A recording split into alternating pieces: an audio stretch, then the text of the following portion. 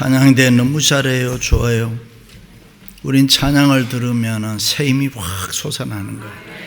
낙심하고 절망하고 좌절했던 사람들이 교회 나와서 좋은 찬송 들으면 마음에 소망이 생기고 기쁨이 생기고, 할렐루야. 이 일을 위해서 쓰임받는 우리 찬양대원들 얼마나 감사한, 여러분 천국 가는 날까지 열심히 찬양하시라. 할렐루야. 감사해요.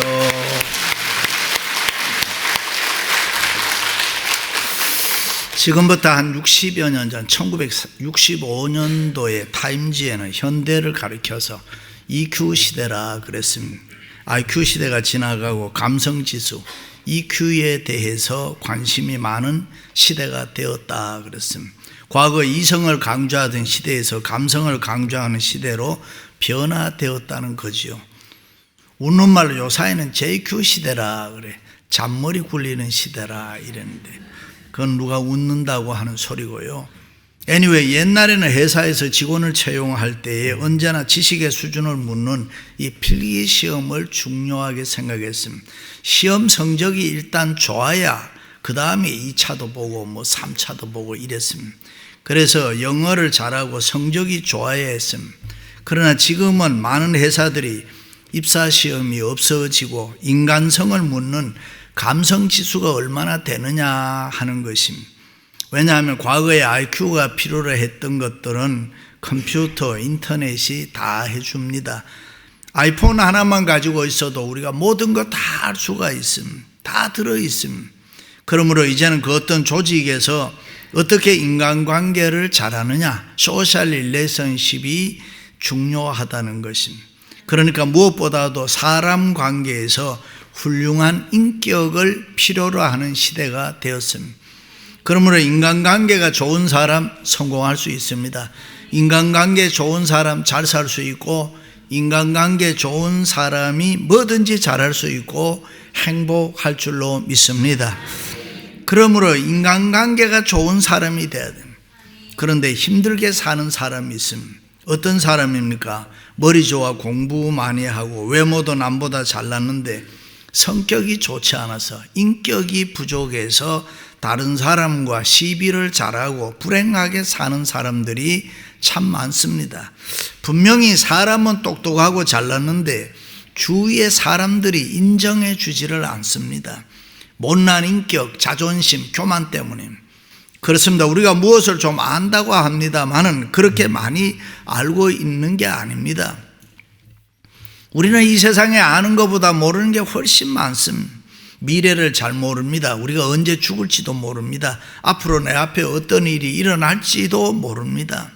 그런데 아는 것처럼 하고 사니 우리가 얼마나 힘이 듭니까? 예수님 십자가에 못 박혀 돌아가실 때 자기를 못 박는 그들을 향해서 하나님이여 저들의 죄를 사하여 주옵소서. 저들이 하는 것을 모르기 때문입니다. 그것이 얼마나 무서운 죄라는 걸 알았으면 왜 그들이 그런 죄를 지었겠습니까? 자기들은 안다고 했지만은 사실은 몰랐던 것입니다. 그렇습니다. 지금의 시대 정신은 공동체에 도움을 주지 못하는 이성의 인간이 아닙니다. 따지고 계산하고 이런 사람 원하지 않습니다. 공동체의 어떤 모습이라든지 기여하는, 도움을 주는 이 감성의 인간을 필요로 합니다. 다시 말해 예수 그리스도의 인격을 닮은 사람을 오늘 이 시대가 필요로 하고 있습니다. 예수님처럼 자비하고 인자하고 노하기를 더디하고 은혜롭고 진실한 사람입니다. 온갖 약함과 능욕과 궁핍과 박해와 고난과 여러 가지 고통과 고난의 시험 가운데 있다고 할지라도 예수 그리스도 때문에 기뻐하고 즐거워하고 감사하는 사람입니다. 할렐루야. 교회 생활, 신앙생활도 그렇습니다. EQ, 감성의 인간으로 우리가 살아야 부드러워집니다. 순해집니다. 감성의 인간으로 살아야 웃음도 있고 울음도 있습니다. 인간미가 있다 그 말입니다.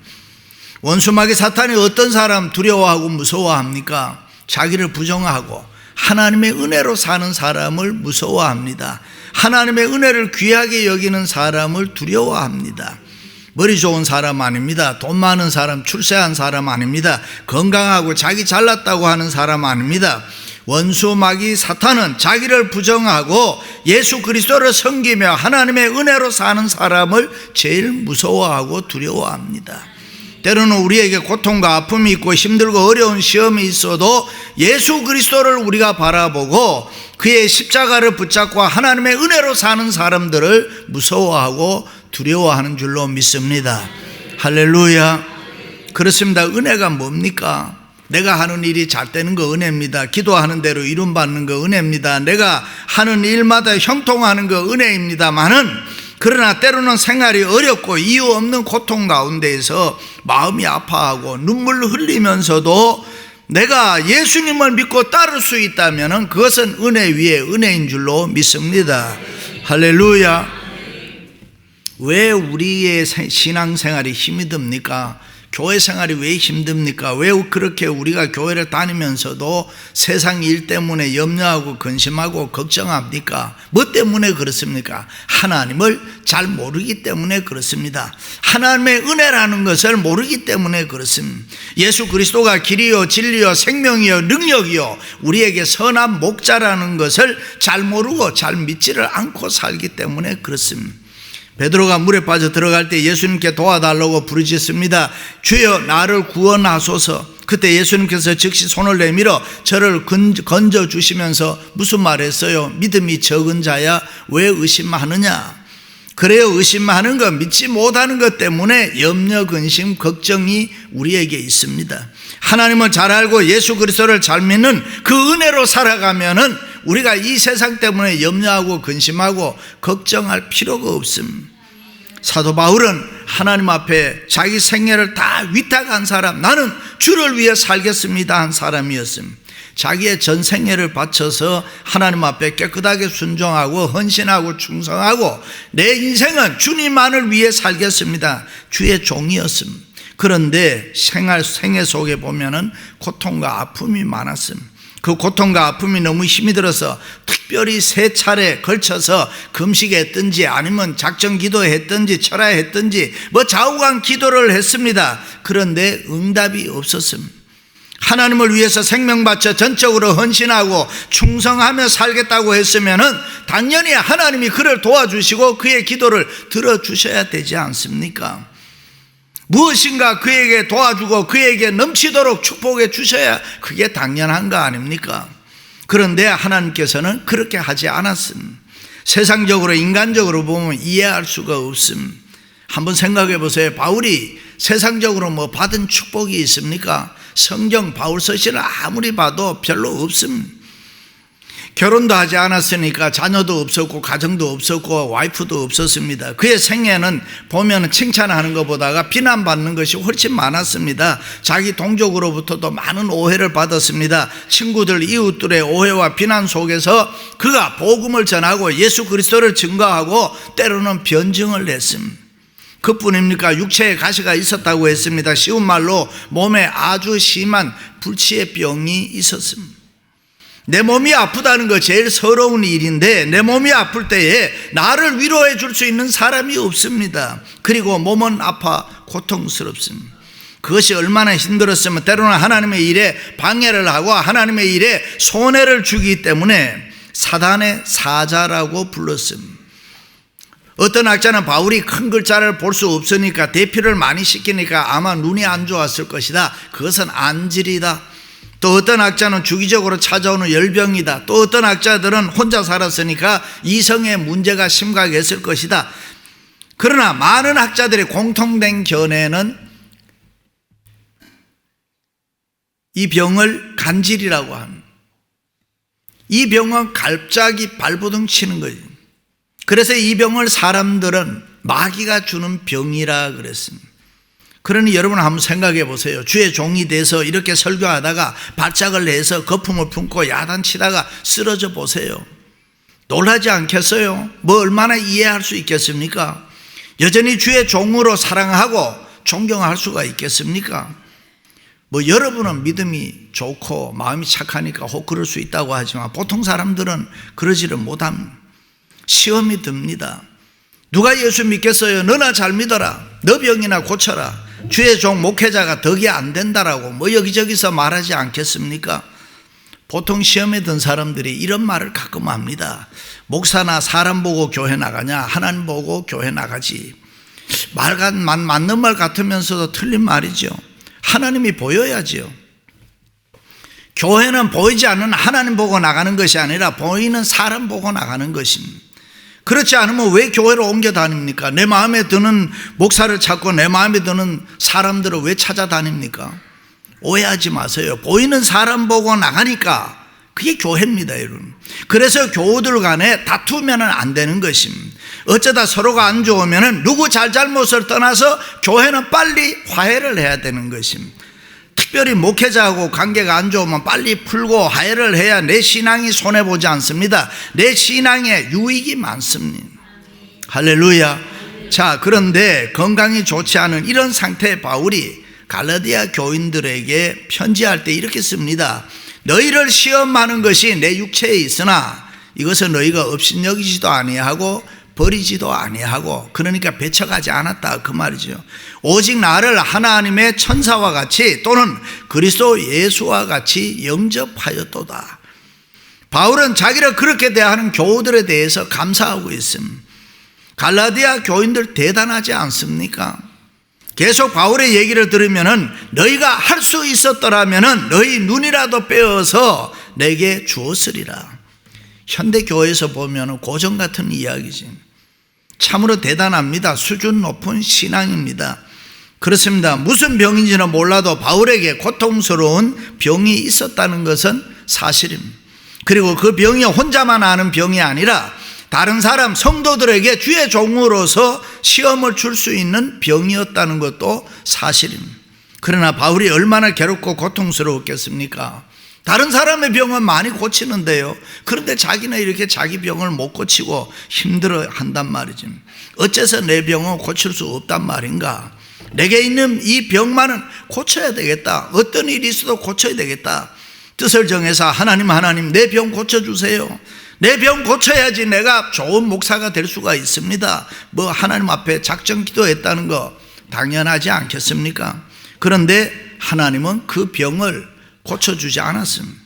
내 은혜가 내게 족하다 했습니다. 내 은혜가 내게 준 은혜가 만족하다. 너 자신도 그만하면 됐다 그 말. 원문에 보면 충분하다. My grace is sufficient for you. 너에게 있어야 될 거 충분하다 그 말. 다 됐다, 괜찮다 이런 말. 모자라는 것이 하나도 없다는 것입니다. 드디어 바울이 하나님의 뜻을 깨달았습니다. 내 은혜가 내게 족하다. 내 은혜가 충분하다. 여기 충분하다는 말은 뭡니까? 이 땅에서 우리가 하나님의 은혜를 받으면 받을수록 우리는 어떤 태도를 가지고 이 세상을 살아야 됩니다. 이 땅에 살면서 우리가 하나님의 축복을 많이 받으면 많이 받은 사람일수록 우리는 어떤 모습으로 살아야 됩니다. 그것은 하나님을 기쁘시게 하고 하나님의 영광을 위해서 살아야 할 줄로 믿습니다. 이 땅에서 우리가 하나님으로부터 물질을 비롯해서 여러 가지 은혜를 많이 받으면 받을수록 하나님도 사랑하고 주의 이름을 높여드리고 교회에 헌신하고 충성해야 될 줄로 믿습니다. 그렇습니다. 우리가 받은 은혜, 받은 축복, 받은 은사가 많으면 많을수록 하나님의 영광을 위해서 교회에 헌신하고 충성해야 됩니다. 믿으시면 아멘. 주어진 사명, 장로, 권사, 집사, 목사에 대한 이 열매를 풍성하게 맺을 수가 있어야 되는 것입니다. 그런데 우리들은 어떻습니까? 보통 사람들은 많은 은혜를 받고 많은 축복을 받고 많은 은사를 받으면 교만해집니다. 그리고 자기만을 위해서 살아갑니다. 하나님의 은혜를 까맣게 잊어버립니다. 우리는 그렇게 살면 안 되는 것입니다. 우리는 잘 되면 잘 될수록 은혜로 살아야 되는 것입니다. 나를 쳐서 겸손하게 해야 되고 하나님의 은혜를 기억하고 하나님을 기쁘시게 하고 하나님의 이름을 높여드리는 그런 삶을 살아야 될 줄로 믿습니다. 할렐루야. 우리는 처음 이민 와서 원베드룸 살 때 겸손했습니다. 하나님 하면서 교회 생활, 신앙 생활 열심히 했습니다. 그런데 돈 벌어 5베드룸 하우스에 살면은 교만해져요. 돈 좀 벌면 사람이 달라져요. 눈에 뵈는 게 없어요. 지멋대로 살아가려고 해요. 사람이 그러면은 못 씁니다. 자기를 내세우고 목소리를 높이고 자기를 자랑합니다. 그래서 역설적인 얘기입니다마는 은혜를 받으면 받은 사람일수록 가시 십자가가 필요하다. 그래서 바울에게 이 어려운 가시가 아이러니하게도 필요했던 것입니다. 일명 가시의 은혜가 바울로 하여금 겸손의 도구가 되게 했습니다. 가시의 은혜가 바울로 하여금 기도의 도구가 되게 하고, 가시의 이 은혜가 바울에게 있어서는 능력의 도구가 되었던 것입니다. 그래서 바울은 은혜가 은혜되기 위해서, 축복이 축복되기 위해서, 더 많은 열매를 맺게 하기 위해서 나에게는 이 병마의 고통이 있어야 한다고 바울은 받아들이고 살았습니다. 그런 바울의 마음을 은혜로 사는 사람의 마음이라 바울의 신앙의 위대한 것입니다. 그렇습니다. 바울은 자기 자신을 잘 알고 있었습니다. 자기의 약점, 게으름, 허영, 교만, 나태, 욕심, 부정적인 생각, 여러 가지 세상을 좋아하는 5만 가지 마음들이 자기에게 꽉 차 있다는 것을 바울은 알고 있었습니다. 그래서 바울은 내가 나를 쳐서 복종케 한다. 여기 쳐서 복종케 한다는 원문의 뜻은 종으로 다스린다, 그 말입니다. 내가 어떤 놈인데, 내가 아주 교만하고 세상 허영에 빠져있는 나 자신을 내가 아는데, 수많은 세상 욕심에 사로잡혀 있는 나를 그냥 두면 안 될 것이기 때문에 나를 종으로 쳐서 복종하게 하고 내가 심하게 다스린다고 했습니다. 그래서 바울은 자기 자신을 다스림에 있어서 때로는 가혹하게, 때로는 매정하게 다스렸다는 것입니다. 할렐루야. 그런데 안타까운 것은 우리 몸이 우리 말을 잘 듣습니까? 우리도 어느 정도 동의하고 나도 그렇게 살아야지. 우리 입안에 있는 혀도 내 말을 잘 안 듣는데요, 음식을 먹을 때 이 혀가 재빠르게 빠지지 않으면 깨물어 버리는 거예요. 혀를 깨물 이유가 없는데 혀가 뭐 잘못했다고.